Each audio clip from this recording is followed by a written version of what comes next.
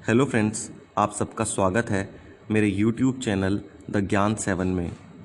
आज की वीडियो में हम एयरप्लेन के सभी system, functions, safety rule, flying mechanism और सबसे तेज़ उड़ने वाले पैसेंजर एयरक्राफ्ट के बारे में बात करेंगे।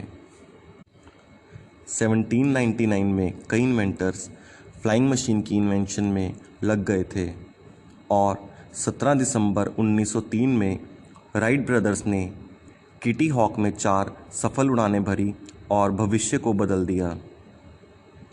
1956 में यूके और फ्रांस एक ऐसा प्लेन बनाना चाहते थे जो साउंड बैरियर को तोड़ दे, मतलब सबसे तेज़ उड़ने वाला प्लेन। उस प्लेन के लिए उन्होंने डेल्टा शेप को चुना जो कम से कम ड्रैग करे, और ओलंपस 593 इंजन जो साउंड की स्पीड को भी अचीव कर सके। उन्होंने सुपरसोनिक जेट कॉन्कोर्ड को बनाया। ये एक पैसेंजर एयरक्राफ्ट था और इसमें सिर्फ 20 ही मॉडल बने थे और ये बूम की साउंड करता था जो कई किलोमीटर दूर तक सुनाई देती थी। कॉन्कोर्ड 2180 किलोमीटर पर आवर की स्पीड से उड़ सकता था और इसमें बैठे पैसेंजर्स को इसके इंजन की आवाज़ सुनाई नहीं देती थी, क्योंकि जब तक साउंड उन तक पहुंचती थी ये आगे निकल जाता था। ये साउंड की स्पीड से भी दोगुनी स्पीड से उड़ता था। सभी प्लेन्स 35 से 42,000 फीट के एल्टीट्यूड पर क्रूज़ करते हैं, पर इसकी स्पीड ज़्यादा होने की वजह से बार बार एयर ट्रैफिक ना मिले ये 55 से 60,000 फीट के एल्टीट्यूड पर क्रूज़ करता था। 25 जुलाई 2000 को एक कॉन्कोर्ड क्रैश हुआ जिसमें 109 लोगों की जानें गई और वर्ल्ड इकनॉमी भी काफ़ी ख़राब थी और फ्यूल प्राइस भी काफ़ी हाई हो गए थे। कुछ और कारणों के चलते 26 नवंबर 2003 को कॉन्कोर्ड ने अपनी आखिरी उड़ान भरी थी। किसी भी नए प्लेन को अपनी फ़र्स्ट फ्लाइट से पहले कुछ सेफ्टी टेस्ट देने होते हैं। ऐसा ही एक टेस्ट, इवैक्यूएशन टेस्ट, एयरबस के A380 के साथ हुआ था। इसमें पूरे प्लेन के पैसेंजर्स को इमरजेंसी लैंडिंग के बाद सेफली 90 सेकंड में स्लाइडर्स की हेल्प से बाहर निकालना था और स्लाइड्स को रेडी करने के लिए 6 सेकंड का टाइम था। प्लेन का साइज़ और स्लाइड्स काफ़ी बड़ी थी, इसलिए स्लाइडर में 6 सेकंड में हवा भरकर रेडी करने के लिए कई एक्सपेरिमेंट्स हुए। Finally compressed air, rocket gas और फ्रेश एयर से 4 सेकंड्स में स्लाइडर रेडी करी जा सकती थी।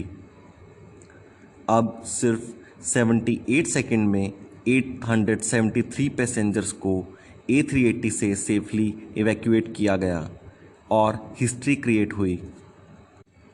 अब बात करते हैं टेक ऑफ की। प्लेन के इंजन टरबाइन थर्स्ट बनाते हैं और प्लेन को आगे को धकेलते हैं। इसके बाद विंग्स पर लगे फ्लैप्स को खोलते हैं जिससे एयर प्रेशर बनता है। प्लेन की नोज़ हॉरिजेंटल स्टेबलाइज़र की हेल्प से ऊपर उठाई जाती है।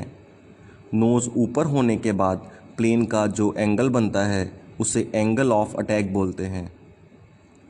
फ्लैप्स के एयर प्रेशर से प्लेन अपलिफ्ट होता है और थर्स्ट को बढ़ाकर प्लेन टेक ऑफ कर लेता है।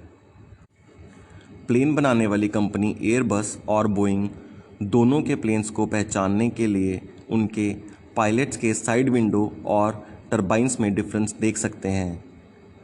एयरबस की पायलट की साइड विंडो सीधी होती है और बोइंग की विंडो वी शेप में होती है। एयरबस के टरबाइंस राउंड होते हैं और बोइंग के टरबाइंस नीचे से थोड़े सीधे होते हैं। प्लेन जब टेक ऑफ करता है तब प्लेन की नोज़ ऊपर की तरफ होती है और प्लेन जब लैंड करता है तब भी प्लेन की नोज़ ऊपर ही होती है। ऐसा टेक ऑफ और लैंडिंग करना ज़्यादा सेफ होता है। प्लेन टेक ऑफ होने के बाद प्लेन के डोर्स खोले नहीं जा सकते। ऐसा प्लेन के अंदर ज़्यादा एयर प्रेशर होने की वजह से होता है, क्योंकि डोर को खोलने के लिए पहले अंदर की तरफ खींचना पड़ता है। टेक ऑफ के बाद प्लेन 35 से 42,000 के एल्टीट्यूड पर उड़ाया जाता है। इस हाइट पर हवा पतली होती है और फ्रिक्शन कम होता है, जिससे प्लेन ज़्यादा स्पीड पर और कम फ्यूल कंजप्शन में उड़ाया जा सकता है। इसलिए इस हाइट को स्वीट स्पॉट हाइट भी कहा जाता है। प्लेन में 8 अलग अलग काम के लिए अलग अलग लाइट्स होती हैं। Taxi light, take off light, wind scan light, anti collision beacon, landing light, navigation light, strobe light और लोगो लाइट। प्लेन पर ज़्यादातर वाइट कलर होता है। ऐसा 2 रीज़न से होता है।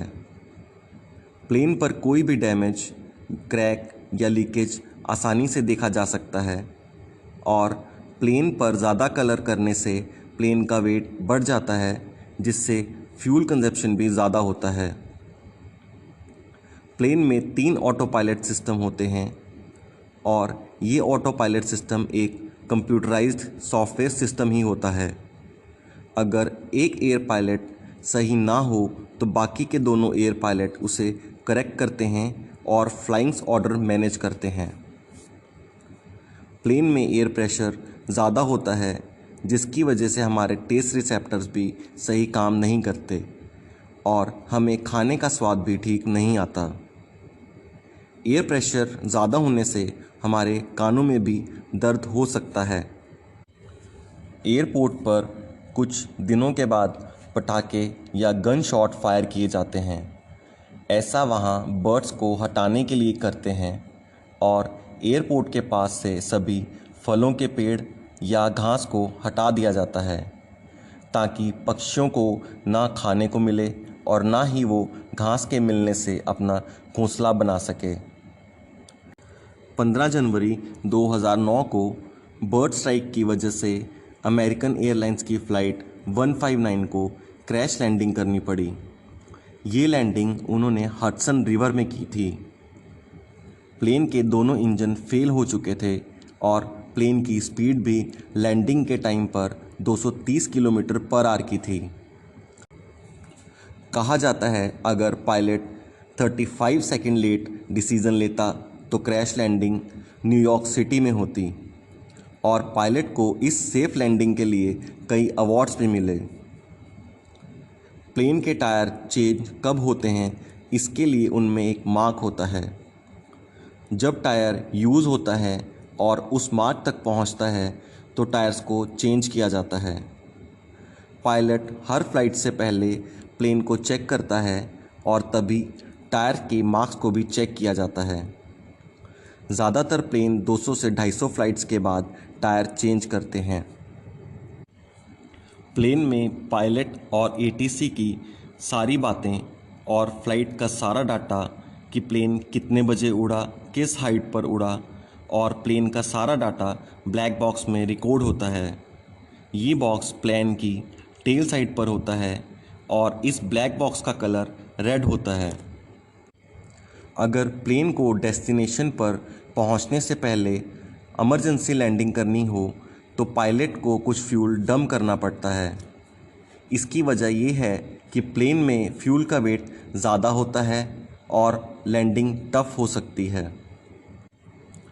प्लेन में कितना फ्यूल भरना है, ये कैलकुलेशंस पायलट एक फार्मूला से करते हैं और पायलट ही डिसाइड करता है कि कितना फ्यूल लेकर प्लेन फ्लाई करेगा। प्लेन में पायलट और को पायलट को अलग अलग खाना मिलता है, क्योंकि खाने की वजह से अगर एक पायलट की तबीयत ख़राब हो जाए तो दूसरा पायलट फ्लाई कर सके। ऐसा सेफ्टी के लिए होता है और खाने की वजह से तबीयत ख़राब होने के चांसेस काफ़ी कम होते हैं। अगर कोई प्लेन बड़े टर्बुलेंस से निकलता है तो पायलट एटीसी को बता देता है, जिससे सेम एल्टीट्यूड पर आ रहे दूसरे प्लेन्स को भी अलर्ट कर दिया जाता है।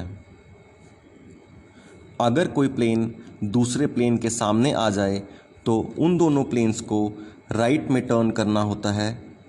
इससे वो अलग अलग डायरेक्शन में जाएंगे और ये रूल पानी में चलने वाले जहाज़ों से लिया गया था।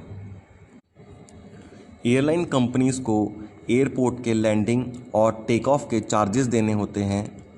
इसके अलावा अगर प्लेन 2 घंटे से ज़्यादा देर रुकता है तो एयरलाइन कंपनीज़ को इसके घंटे के हिसाब से चार्जेस अलग से देने होते हैं और कुछ जगहों पर ये चार्जेस फिक्स भी होते हैं।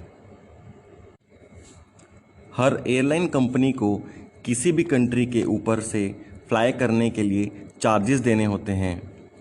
ये चार्जेस कितने देने हैं प्लेन के साइज़, वेट और उसकी आवाज़ पर डिपेंड करता है और कुछ कंट्रीज़ में ये चार्जेस फिक्स भी होते हैं। अगर प्लेन के दोनों इंजन बंद हो जाएं तो इलेक्ट्रिक सप्लाई और हाइड्रोलिक सिस्टम भी बंद हो जाते हैं। तब प्लेन के एल्टीट्यूड को कम ज़्यादा करने और मोड़ने के लिए हाइड्रोलिक सिस्टम और इलेक्ट्रिक सप्लाई मिलती रहे, इसके लिए रैम एयर टरबाइन का इस्तेमाल होता है। अब तक की लॉन्गेस्ट फ़्लाइट कतर एयरवेज़ की ऑकलैंड से दोहा की थी, जिसमें 14,539 किलोमीटर का सफ़र 18 घंटे में कवर किया गया था। ये फ़्लाइट पहली बार 15 अप्रैल 2017 को फ्लाई हुई थी। आशा करता हूँ आपको आज की वीडियो अच्छी लगी हो, तो वीडियो को लाइक और शेयर ज़रूर करना और चैनल को सब्सक्राइब ज़रूर करना। Thank you. Have a nice day.